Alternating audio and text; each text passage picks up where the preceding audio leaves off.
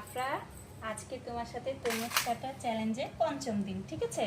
তরমুজটা কি ঠিক তোমার মতো ওজনের, 7.5 থেকে 8 হবে। তরমুজের ফুলটাও খুব ছোট দেখা যাচ্ছে।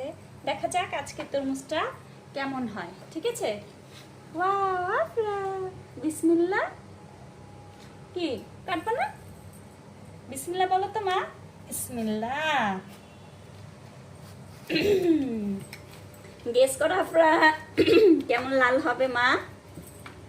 কি মনে হচ্ছে? বেশি লাল হবে না আম্মু? বেশি লাল হবে না মনে হচ্ছে? কিন্তু আমি তো দেখতে পাচ্ছি ভালো লাল হয়েছে। হাফ হাফ কাটতে পারলাম না।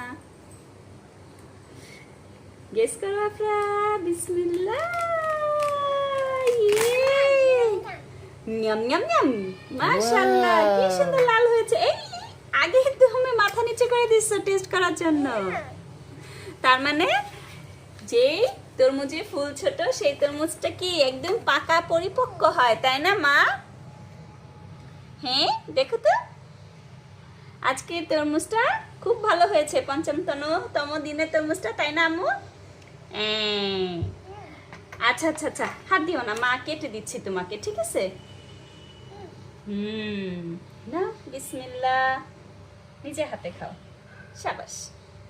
কেমন, খুব মিষ্টি?